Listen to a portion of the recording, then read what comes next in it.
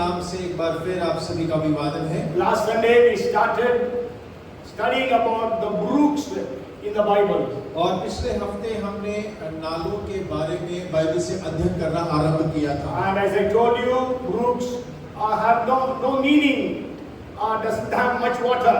और देखिए नाले यानी कि उसका कोई अर्थ नहीं है, उसके अंदर में बहुत ज्यादा पानी उपलब्ध नहीं होता है। God chooses the weak things of the world to confound the might of the world. परमेश्वर ने संसार के कमजोरों को चुना ताकि बलवानों को लज्जित करे। There are 11 brooks named. They have names. और देखिए ऐसे 11 नाले हैं जिनके नाम दिए गए हैं। And there are other brooks also which are not named. और भी नालों का जिक्र है लेकिन उनके नाम नहीं दिए गए। Last week we studied about the heart of the deer panting after the water brooks.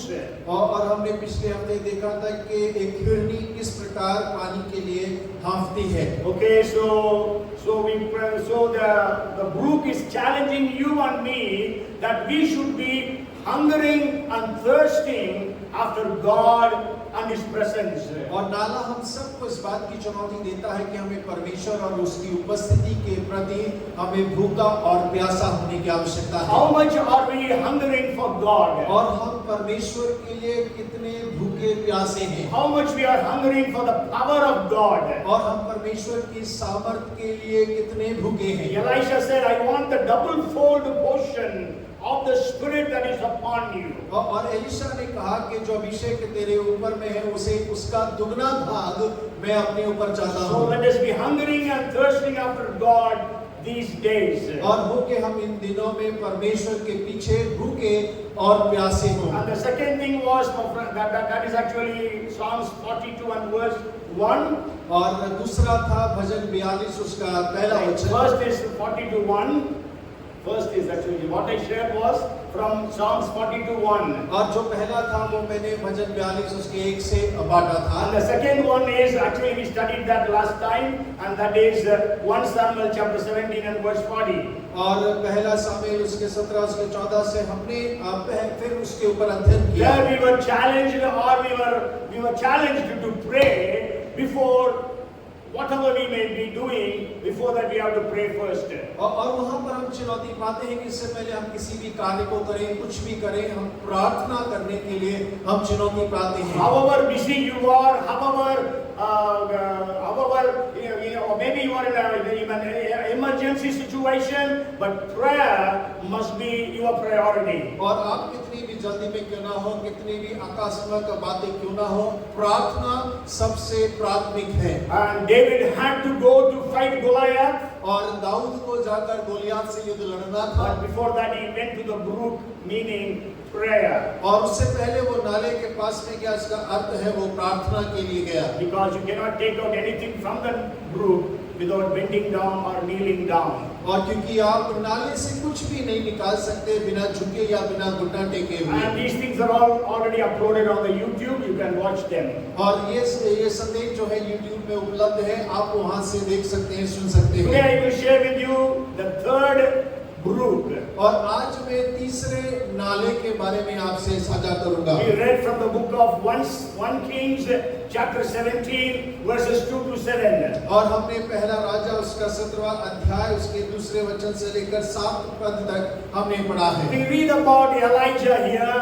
और यहाँ हम एलिया के बारे में अध्ययन करते हैं। Elijah was a nobody. Nobody knew him. और देखिए एलिया अनजान था, उसे कोई नहीं जानता था। From nowhere he comes to the king Ahab. और देखिए एक अनजान स्थान से वो राजा आहाब के सामने आता है। And he prophesies saying, without my word there will be no rain and no dew.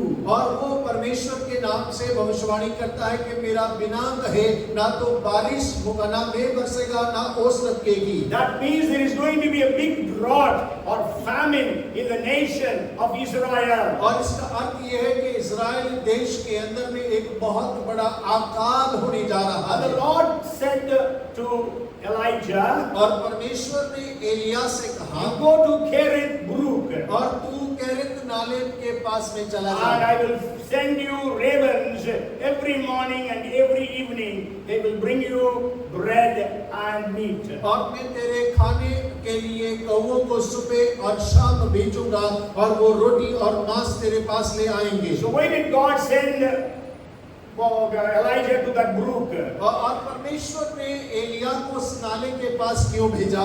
So two reasons I want to give you. और दो कारण है जो मैं आपको बतलाना चाहता So हूँ। brook will encourage us that God is our provider. और नाला हमें इस बात से प्रोत्साहित करता है कि परमेश्वर हमारा मुहैया कराने वाला As परमेश्वर I है। told you last week, everything in the scriptures is inspired by the Lord. So He wants to share something to us through every single thing. और जैसे मैंने पिछले हफ्ते कहा था, बाइबल के अंदर में हर एक वचन परमेश्वर की आत्मा से ताया गया हुआ, इसीलिए हर बात से वो हमें कुछ ना कुछ सिखाना मांगता है। So God has written about brooks, so God wants to teach us through the brooks.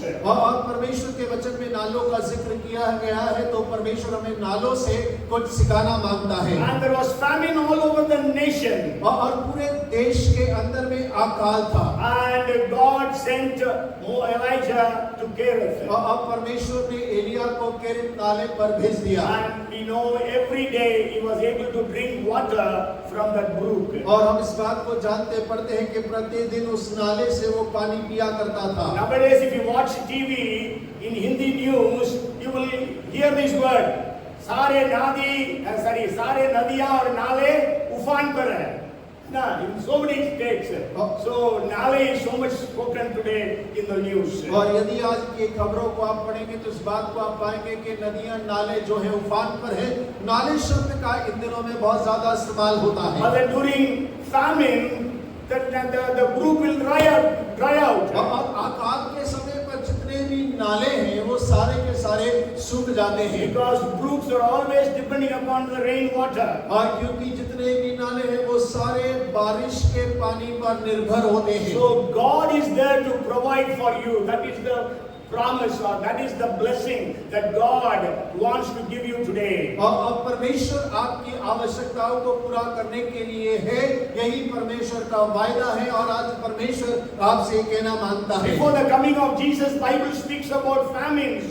और देखिए यीशु मसीह के दूसरे आगमन से पहले बाइबल बात करती है कि अकाल होंगे। Okay, maybe you are not having a job, maybe you are having financial problems, you are not able to find food for your family. और हो सकता है कि आपके पास में नौकरी नहीं होगा, आपकी आर्थिक अवस्था बहुत कमजोर होगी, आपको अपने घर की आवश्यकताएं पूरी करने में मुश्किलात हो रही होगी। But then I want to encourage you today that there is a God who will provide for you even in your famine. और मैं आज आपको प्रोत्साहित करना चाहता हूं कि एक परमेश्वर है कि आपके अकाल के समय भी आपकी आवश्यकताओं को पूरा करने में वो सामर्थी है। I'm not going to read all the verses. Psalms 33:19. और देखिए भजन 33 उसका 19 बात कहता है। And 37 and 19. और उसका 37 उसका 19 They speak about God feeding us during famine. और वो बात करता है कि अकाल में परमेश्वर हमें खिलाता है।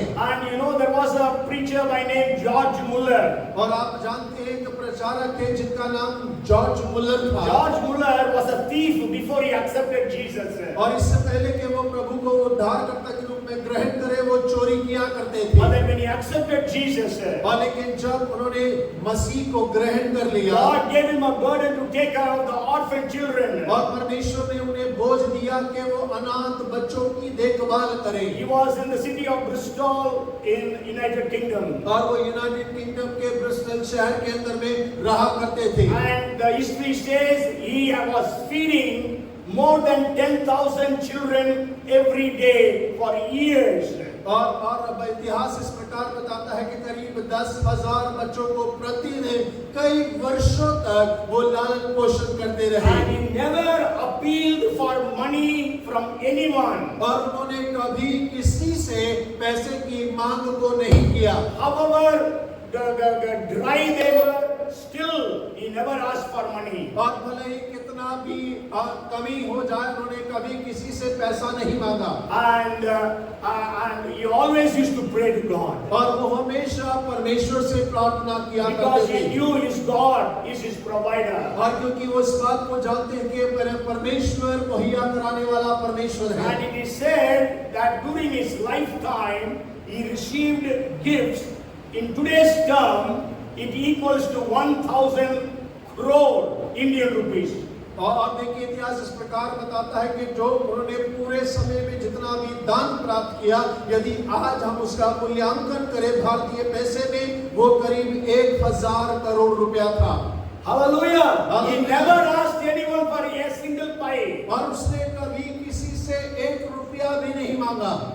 That is how God provided for और us. इसी प्रकार हमारा परमेश्वर आवश्यकताओं को मुहैया कराता है। You can hear about his testimonies, hundreds and hundreds of testimonies, how God provided for the children. और आप उनकी गवाहियों को सुन सकते हैं कि कैसे परमेश्वर ने बच्चों के लिए अद्भुत रीति से उनको मुहैया कराया So है। the Brook Kerith is teaching you and me that we have a God who is willing to provide for us at any time and every time. और जो केरित नाला है वो हमें इस बात को सिखाना मांगता है कि हमारा एक परमेश्वर है जो कभी भी और किसी भी परिस्थिति में हमारी आवश्यकताओं को पूरा करना जानता है। Amen. Hallelujah. Hallelujah. So receive the blessing of God's provision in your lives for yourself and for your families. और होके आप अपने जीवन के अंदर में परमेश्वर की वो सारी आशीषों को अपने लिए और अपने परिवार के लिए प्राप्त करें। Amen. Hallelujah. Hallelujah. Praise the Lord. And the second reason why God sent him to Kerith Brook. और दूसरा कारण के परमेश्वर ने उसे केरित नाले के पास ने क्यों भेजा? First is provision. और पहला उसकी आवश्यकताओं को पूरा करना, Second is protection. और दूसरा उसकी सुरक्षा। If you read 1 Kings chapter 18 and verse 10. और यदि आप पहले राजा उसका 18वां अध्याय उसका 10वां वचन पढ़ते हैं, As the Lord your God lives, there is no nation or kingdom where my master means Ahab, the king, or actually Obadiah is speaking here, has not sent someone to hunt for you. And when they said, he is not here, he took an oath from the kingdom or nation that they could not find you. और तेरे परमेश्वर यहोवा के जीवन की शपथ, कोई ऐसी जाति या राज्य नहीं जिसमें मेरे स्वामी ने तुझे ढूंढने को ना भेजा हो।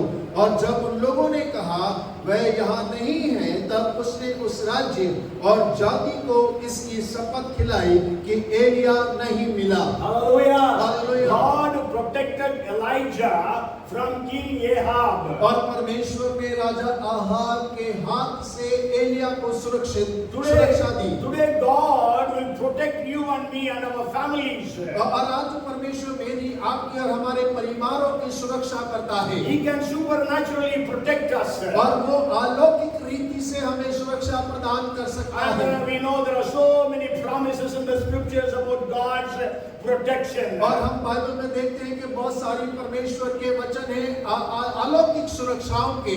You know the very famous 121 and verse 8 says, He will keep you in your going out and your coming in, now forth and forevermore. और भजन 121 उसका 8 कहता है कि वो तेरे बाहर जाने और अंदर आने में तेरी रक्षा करेगा और सदा सर्वदा तेरे ऊपर अपने हाथ को बनाए We know रखेगा।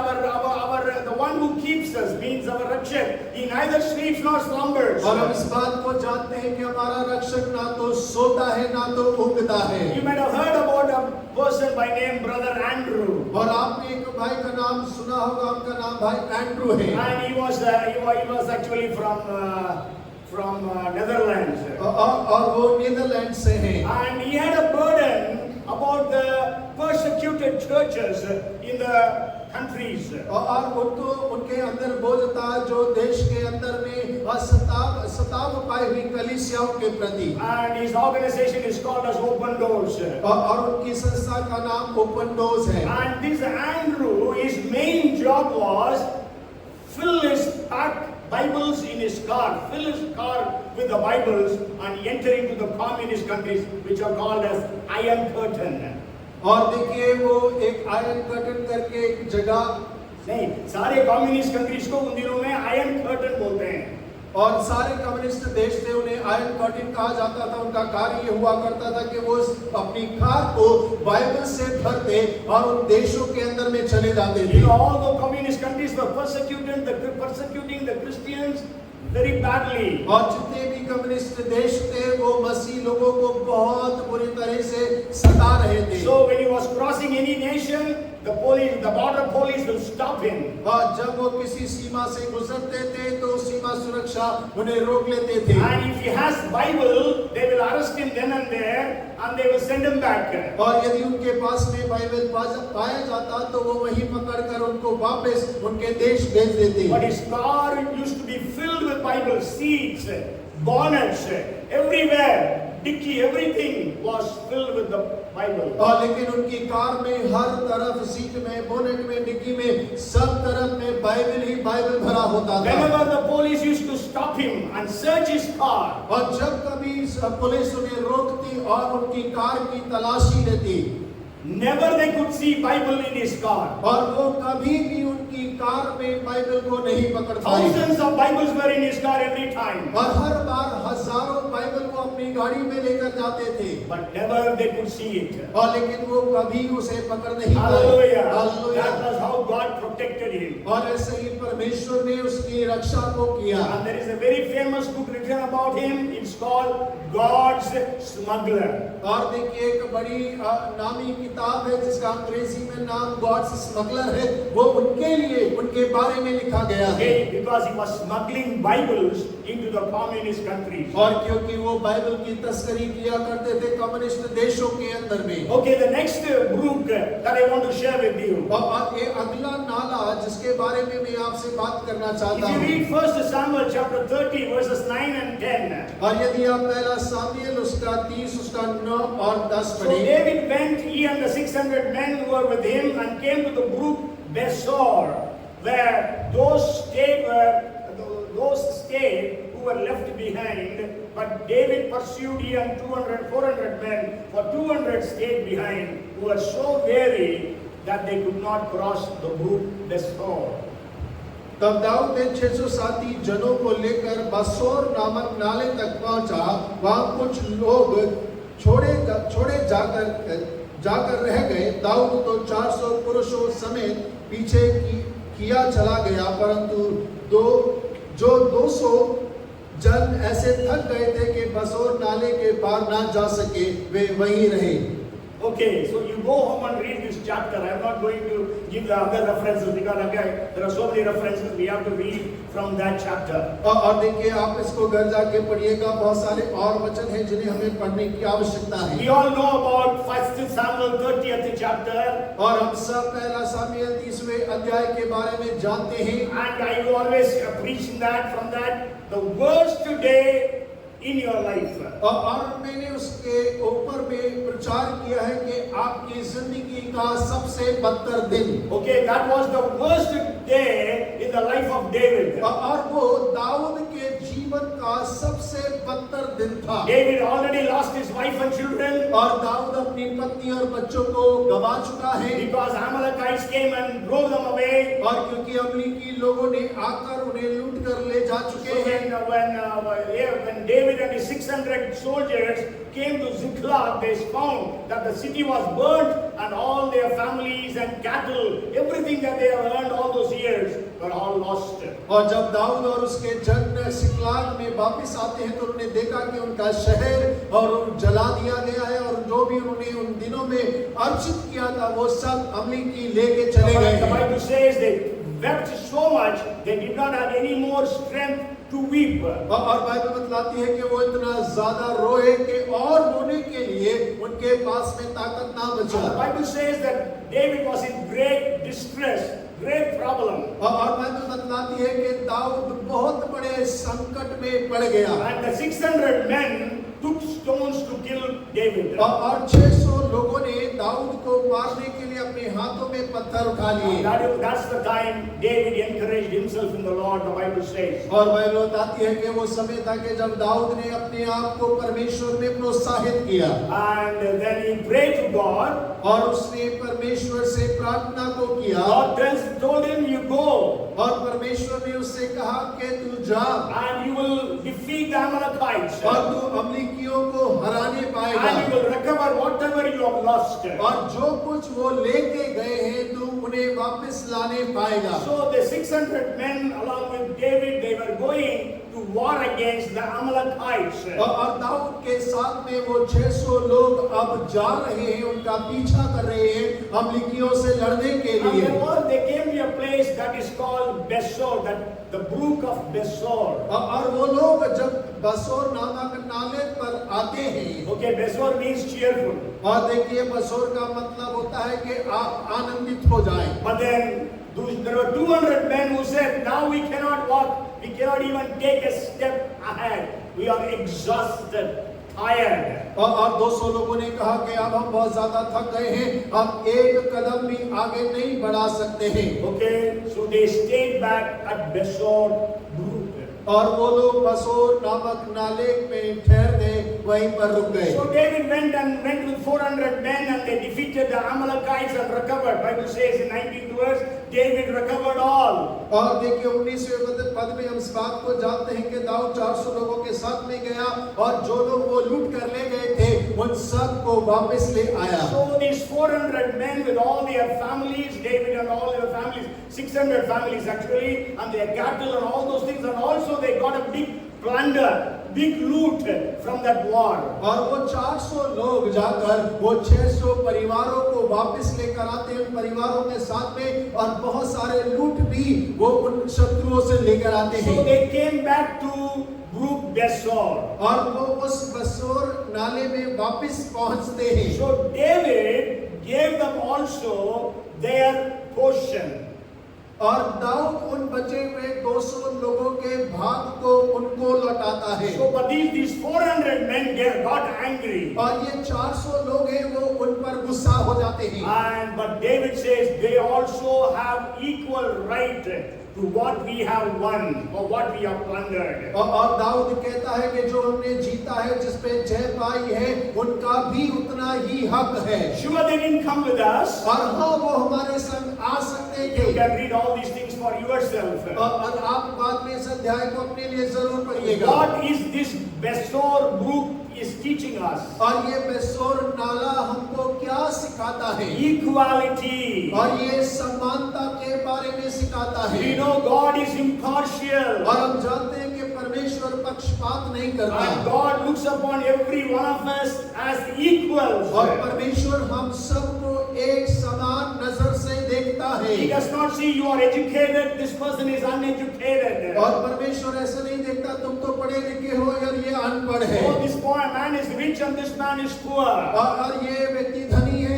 ये गरीब है। He is a man, she is a woman. और ये पुरुष है, वो स्त्री है। Oh, she is from a high caste, he is from a low caste. और वो ऊंची जात से है, ये नीची जात से है। God does not show partiality. और परमेश्वर कोई पक्षपात नहीं In the दिखाता। sight of Jesus, all are same. और यीशु मसीह की नजर में सब एक समान है। So that's why when people get saved and come into the church, there is no unch niche, there is no high caste, low caste in the church. और यही कारण है कि जब कोई व्यक्ति मसीह को ग्रहण करता है, कलीसिया में आता है, तो वहाँ ऊंची जात, नीची जात, ऊंच नीच नहीं होता है। Maybe you know when the Constitution of India was written, they were influenced by this equality, the teaching of equality in the scriptures. और देखिए जब संविधान भारत देश का लिखा गया तब उस समानता के बारे में उन्होंने वचन से प्रेरित होकर इस बात को अंकित किया है। Our Constitution guarantees the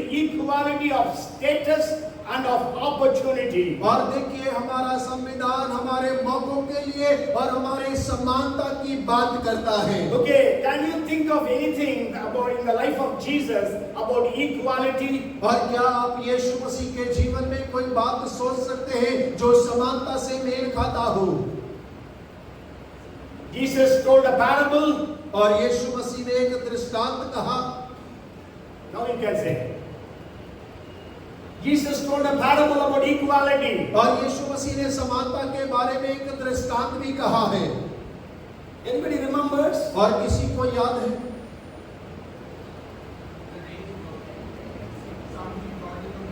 Yes. So it is the parable of hired servants. और ये दृष्टांत थे मजदूरों को मजदूरी में लगाने के बारे में। Matthew, to go home and read Matthew chapter 20. और मत्ती 20 अध्याय आप घर जाकर पढ़िएगा। I think from verse 1 to 16. और 1 से लेकर 16 पद तक उसके बारे में लिखा Jesus है। told a parable that a man goes out to hire some laborers for his vineyard. और यीशु मसीह ने दृष्टांत में कहा है कि स्वामी बाहर बाजार में जाके कुछ मजदूरों को लेकर आता है। In Israel, those days, people used to work for 12 hours. और इस्राएल में उन दिनों में लोग 12 घंटे के लिए कार्य करते थे। From 6 a.m. to 6 p.m. और सुबह के 6 बजे से शाम को 6 बजे And तक। the wages were always equal, that is 1 denarii per day. और देखिए जो उसकी मजदूरी हुआ करती थी वो 1 दिनार पूरे 12 घंटे के लिए सबके लिए बराबर था। So Jesus, the master went at 6 o'clock and he got people, hired them for 1 denarii. He actually negotiated with them, brought them for 1 denarii to work in his vineyard. और स्वामी जो है वो बाजार में जाता है, मजदूरों से बात करता है, 1 दिनार में पक्का करता है और अपने दाख की बारी में कार्य करने के लिए उन्हें ले आता है। And again he goes at 9 o'clock, he sees people without job. और वो 9 बजे वापस जाता है, देखता है कि अभी कुछ और मजदूर हैं जिन्हें काम पे नहीं लगाया गया। So he says, go to my vineyard, I will pay you accordingly. और वो कहता है मेरी दाख की बारी में जाके काम करो और मैं उसके अनुसार दूंगा। Again 12 o'clock in the noon, again he went and saw people without job, brought them again to their vineyard. अब 12 बजे वो फिर जाता है, फिर लोगों को देखता है, फिर उन्हें अपनी दाख की बारी में भेजता है। He goes at 3 p.m. and again finds people without jobs. और वो 3 बजे जाता है, फिर वहाँ कुछ मजदूरों को पाता है। And he tells them, go and work, I will pay you. और वो कहता है मेरी दाख की बारी में जाके काम करो, मैं तुम्हें मजदूरी दूंगा। Again he went at 5 p.m. और दोबारा से वो 5 बजे शाम को He जाता saw है laborers there. और वो वहाँ मजदूरों को देखता है। They say, Lord, nobody hired us. और वो कहते हैं कि स्वामी हमें किसी ने मजदूरी पर नहीं लगाया। He said, go and work in my vineyard. और वो कहता है जाकर मेरी दाख की बारी में काम करो। Means they worked for only 1 hour.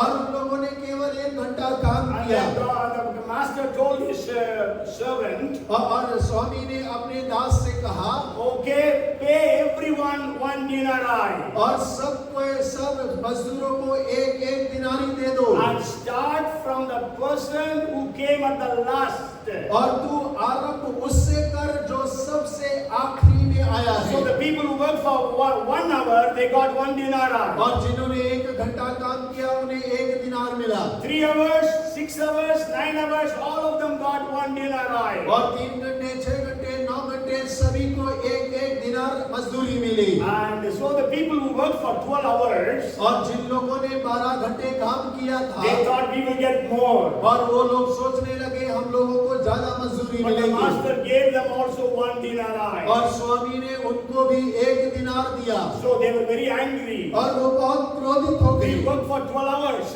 और हमने 12 घंटे काम You are किया giving us only 1 denarii. और आप हमें 1 दिनार दे रहे हैं। These fellows worked for 1 hour and we have given him also 1 denarii. और इन लोगों ने तो केवल 1 घंटा काम किया और आपने उन्हें भी 1 दिनार दिया They है। said it is injustice. और ये तो अन्याय है। But then the master said, और स्वामी ने कहा, did I hire you for 1 denarii?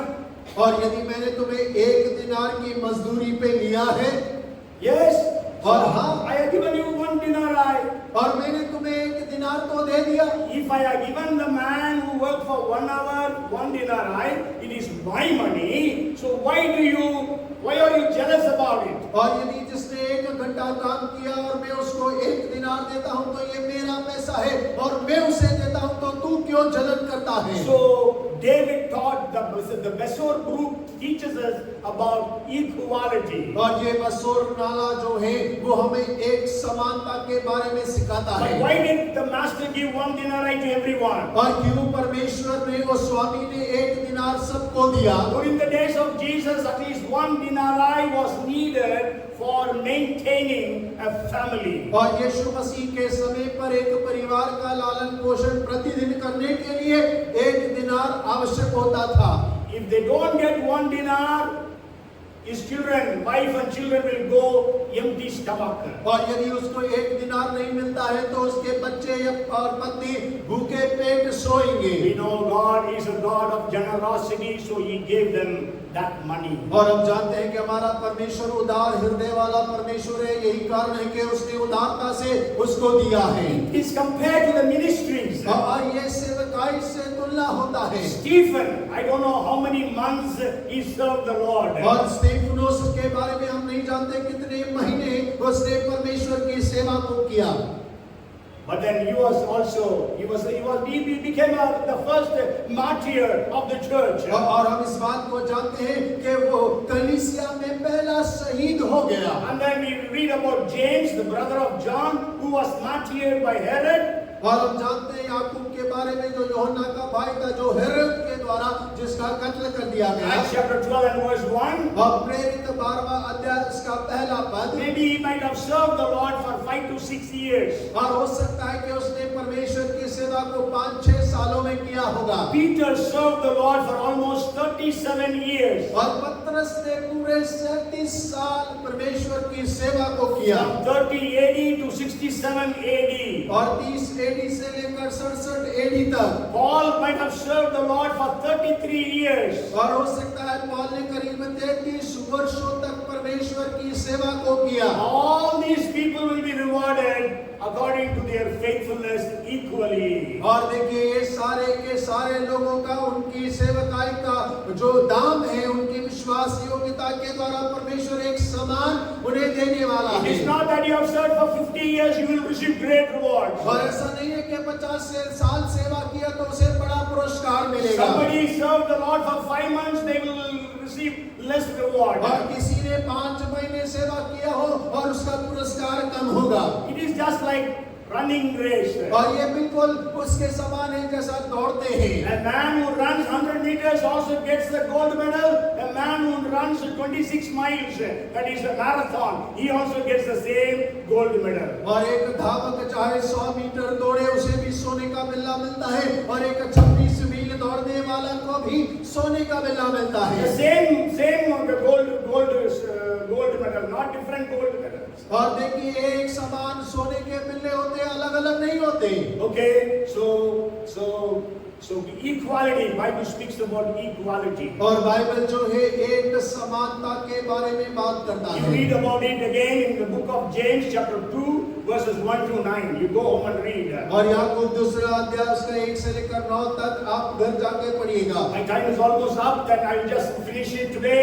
And the fifth book is when we read Numbers chapter 13 verses 23 and 24. और गिनती 13 उसके 23 और 24 को जब हम पढ़ते हैं Maybe तो we will just read one verse. And they came unto the brook of Eshcol and cut down from there a branch with one cluster of grapes, and they bare it between two upon a staff, and they brought of the pomegranates and of the figs.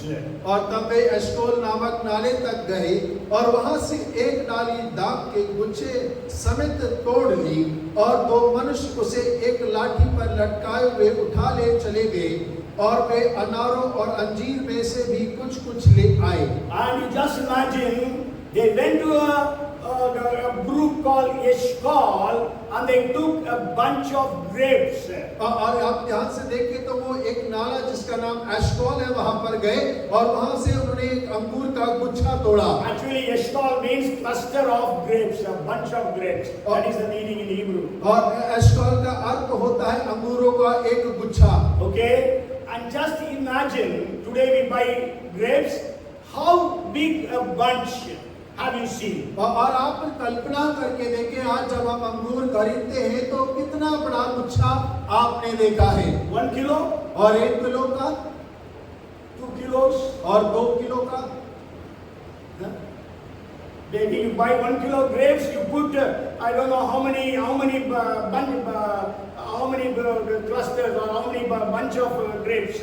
और जब 1 kilo अंगूर खरीदते हैं तो वो कुछ कितने गुच्छे वो उसमें आते हैं, नहीं आता Yes, है। there is one bunch, और लेकिन यहाँ एक गुच्छा, and 2 people, they are having a stick, and it is hung there, and 2 people are carrying it. और देखिए एक गुच्छा है, दो लोग अपने कांधों पे लाठी रखे हुए हैं और एक गुच्छे को दो लोग उठाकर लेके जा रहे हैं। I think at least it should have been 50 kilograms. और मेरे को लगता है करीब 50 किलो उसका वजन होना चाहिए। Yes, और because हाँ, two people are holding, और क्योंकि दो लोग उसको उठा रहे हैं and it is tied on a stick. और वो एक लाठी पर उसको लटकाया गया है। Okay, so at least 50 kilograms. और कम से कम 50 किलो का होगा। What is Eshcol teaching us? और एशकोल हमें क्या सिखाता It is है? teaching us about God's abundance. और वो परमेश्वर की बहुतायत के बारे में सिखाता है।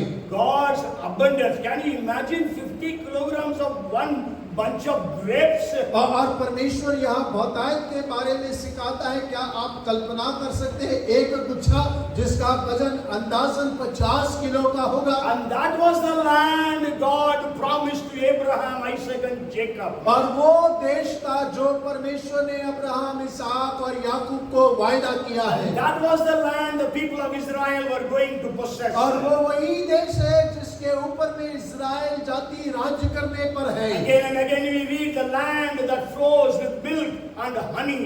और बार-बार हम इस बारे में पढ़ते हैं कि एक ऐसा देश जहाँ पे दाख मधु और दूध बहता है। Okay, that means there is going to be so many cattle. और इसका अर्थ है कि वहाँ पे बहुत ज्यादा मवेशी होंगे। And that means there is going to be lot of beehives.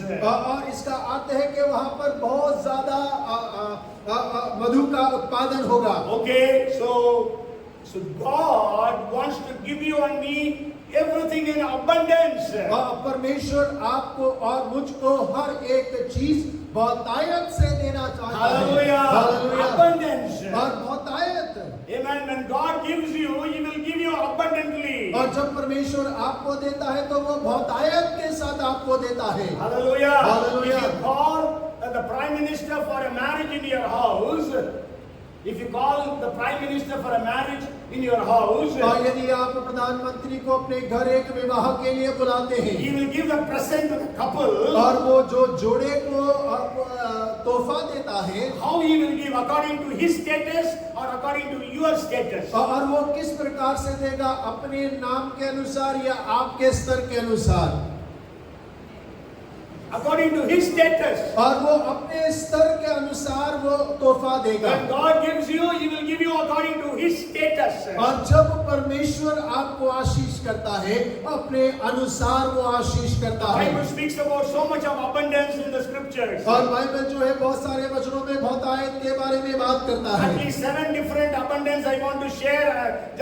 I will just mention their names. I'm not giving you the references. You can go home and search. और देखिए 7 बहुतायत के नाम है, मैं आपको पूरा नहीं बताऊंगा, वचन नहीं दूंगा, आप घर जाकर जरूर ढूंढिएगा। One is abundance of material blessings. और एक है सारी बहुतायत की भौतिक आशीषें। Second is abundance of pardon, abundance of forgiveness. और देखिए दूसरा है क्षमा का बहुतायत। And abundance of mercy or grace. अनुग्रह और दया की बहुतायत। And the fourth is abundance of peace. और चौथा है बहुतायत की शांति। And fifth is abundance of life. और पांचवा बहुतायत का जीवन। And sixth is abundance of revelations. और छठा है बहुतायत का प्रकाशन। One more I forgot, and my actually notes has come to the beginning, so I have to. It will take time for me to search. So there are 7 different abundance that God wants to give you and me. और परमेश्वर आपको 7 प्रकार के बहुतायत के आशीषों को आपके जीवन में देना मांगता है। So the brook of Psalms 42:1 challenges us to seek after God. और भजन 42 उसका दूसरा नाला हमें इस बात को उत्साहित करता है कि हम परमेश्वर के प्यासे और परमेश्वर के खोजी हो जाएं। David's unnamed brook is challenging us to pray for anything. और देखिए दाऊद का वो नाला जिसका नाम नहीं है, वो हमें चुनौती देता है कि हम प्रार्थना करने वाले हो जाएं। And also encourages us that God will give us whatever we don't have. और परमेश्वर हमको वो सब प्रदान करेगा जो हमारे पास में नहीं है, इस बात के लिए भी वो प्रेरित करता है। The book of Cherith is telling us that God will provide us even during famine. और केरित नाला हमें इस बात को चुनौती देता है कि अकाल में भी परमेश्वर हमारी आवश्यकताओं को पूरा And करेगा। also God will protect us. और परमेश्वर हमारी सुरक्षा भी करेगा। The Besor brook is challenging us to deal with everyone equally, equality. और देखिए बेसोर नामक नाला हम सबको एक समान व्यवहार करने के लिए चुनौती देता है। And the brook of Eshcol is teaching us that God will provide for us in abundance. और एशकोल नाला जो है वो हमें इस बात को बताता है कि परमेश्वर हमें बहुतायत से देने वाला परमेश्वर है। I'll just close with a story. और मैं एक कहानी के साथ समाप्त करना चाहूंगा। Because Jesus said, I give you life and that too in abundance. और यीशु ने कहा मैं तुम्हें जीवन देता हूँ और बहुतायत का जीवन देता हूँ। There was the son of the prince or the king of Saudi Arabia. और सऊदी अरेबिया के राजा का बेटा जो राजकुमार है, So he wanted to learn golf. और वो गोल्फ सीखना चाहते थे। So they made an agreement, contract with a golf coach in the United States. और उन्होंने अमेरिका के गोल्फ कोच के साथ में एक एग्रीमेंट किया। And so that golf coach taught this prince very well. और उस कोच ने इस राजकुमार को बहुत अच्छे से गोल्फ खेलना सिखा दिया। After the contract period was over, और जब उनका जो एग्रीमेंट या कॉन्ट्रैक्ट समाप्त होने पर था, the king of Saudi Arabia told this coach, whatever you want, you ask me. I am so much pleased with your coaching of my son. और वो सऊदी अरेबिया के राजा ने कहा कि आप जो चाहें आप मुझसे मांग लें, क्योंकि मैं बहुत खुश हूँ कि आपने मेरे बेटे को बहुत अच्छे से सिखाया है। Then the man said, no, already you have paid me my contract money, so I don't want anything. और उसने कहा कि जो मैंने कॉन्ट्रैक्ट किया उसका पैसा आप मुझे दे चुके हैं, अब मुझे और कुछ नहीं But चाहिए। then the king insisted, ask anything, I am willing to give you. और राजा जोर देने लगा कि आप मुझसे कुछ भी मांगिए, मैं देने पर तैयार हूँ। So the golf coach said, sir, if I ask you for a golf course, will you give me? Golf course. Golf course means it is maybe 250 acres. और देखिए उसने कहा कि यदि मैं आपसे गोल्फ कोर्स या गोल्फ खेलने का मैदान मांगू तो क्या आप मुझे दे पाएंगे? Then the king said, yes, it is done. और राजा ने कहा हाँ ये हो जाएगा। This man said, maybe he will send me a toy golf course. और उसने सोचा कि शायद ये राजा मुझे कोई खिलौना भेज देगा। But then after 6 months, documents reached this coach's house. और देखिए 6 महीने के बाद में इस कोच के घर पे कुछ कागजात पहुंचते हैं। And in that there was the documents of a golf course, 250 acres, fully developed as a full-fledged golf course in Florida in the United States. और देखिए 2 महीने के बाद में जो पेपर्स थे वो एक 250 एकड़ के गोल्फ कोर्स मैदान के थे, जो पूरी रीति से फ्लोरिडा अमेरिका के अंदर में तैयार किया गया था। If a Saudi king could give so much, और यदि एक सऊदी का राजा इतना कर सकता है, what will our King of Kings will give you and me? और देखिए हमारा राजाओं का राजा आपको और मुझको क्या अधिक ना देगा। Hallelujah! Hallelujah, Hallelujah! Hallelujah. If the Saudi king could keep his word in that way, how much more our God who can never lie, keep his word, his promise.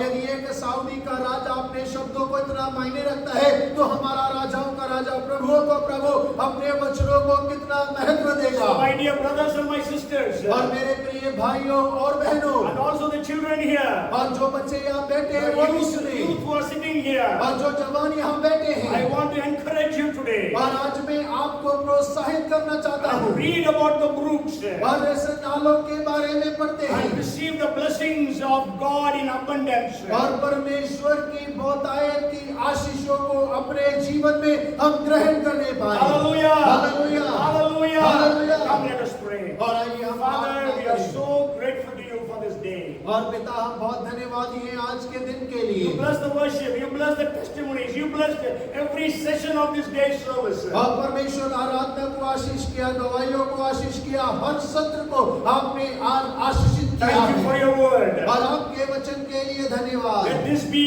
a word of promise for everyone who is sitting here. और परमेश्वर हर एक जन जो यहाँ बैठे हुए प्रत्येक के लिए ये वचन एक वायदे का वचन होने Let पाए। it be prophetical in the lives of every family here. और परमेश्वर हर एक परिवारों के लिए भविष्य सूचक वचन होने पाए। Lord, help us to be hungering and thirsting after God. और परमेश्वर आप सहायता करिए कि हम परमेश्वर के पीछे भूखे और प्यासे होने Lord, पाए। help us to pray at all times. और परमेश्वर आप सहायता करिए कि हर समय हम प्रार्थना करते Help us रहें। always to be receiving your provision at all times. और परमेश्वर सहायता करिए कि हर समय हमारी आवश्यकताएं आपके द्वारा पूरी होने पाए। Even if it needs to be multiplying our resources. और परमेश्वर आप हमारे स्रोतों को बहिर्भूत करते चले जाएं। And also, Lord, we thank you because you are going to protect us from all evil. और परमेश्वर हम आपका धन्यवाद करते हैं कि आप हर एक बुराई से हमें सुरक्षित रखेंगे। Lord, help us to have the mind of God so that we will deal with everyone equally. और परमेश्वर आप हमारी सहायता करिए और आप हमें परमेश्वर का मन प्रदान करिए ताकि हर एक के साथ में एक समान व्यवहार करने Even in the पाए। church, there will be no partiality. और परमेश्वर कलीसिया के अंदर में भी कोई पक्षपात ना होने And पाए। also, Lord, we pray that the abundance of blessings that you have prepared for us, which our eyes have not seen, our ears have not heard, which have not come in our imagination, will be released for every one of us here. और परमेश्वर वो आशीषें जो बहुतायत की आपने हमारे लिए रखी हुई है, जो हमारे चित्त में नहीं चढ़ा, हमारी आंखों ने नहीं देखा, हमारे कानों ने सुना नहीं, वो सारी आशीषें हम में से हर एक के जीवन के अंदर में बहुतायत से आने पाए। You are able to work exceedingly abundantly more than what we ask or think of. और परमेश्वर आप बहुतायत के साथ में जो हमने मांगा नहीं उससे बढ़कर कार्य करने वाले परमेश्वर है। So we give you the glory and the honor. परमेश्वर हम आपको सारा आदर और महिमा देते हैं। Thank you, Lord, for stopping the rains today. और परमेश्वर हम आपका धन्यवाद करते हैं कि आपने बारिश को रोके रखा। Oh, the weather report said there will be heavy rains today. और परमेश्वर वेदर कहता है कि रिपोर्ट कहता है बहुत भारी बारिश होगा। Thank you so very much. धन्यवाद परमेश्वर आपका। We give you the glory and the honor. और परमेश्वर सारा आदर और महिमा हम आपको देते हैं। In Jesus' name we pray. और यीशु नासरी के नाम से मांगते And हैं। everyone said, और सब मिलकर कहें, Amen. Amen. आमीन, And the आमीन। seventh abundance is He is able to work exceedingly abundantly more than what we ask or think of. Abundance of answer to prayers. और सातवां बहुतायत जो है जो हमने मांगा नहीं परमेश्वर उससे बढ़कर बहुतायत से उत्तर देने वाला है। Now may the grace of our Lord Jesus Christ, the love of our Heavenly Father, and the fellowship and the anointing and the gifts and the power of the Holy Spirit, our Comforter, be available for every one of us now and forevermore. Amen. Amen. Bolo Prabhu Yeshu Masih ki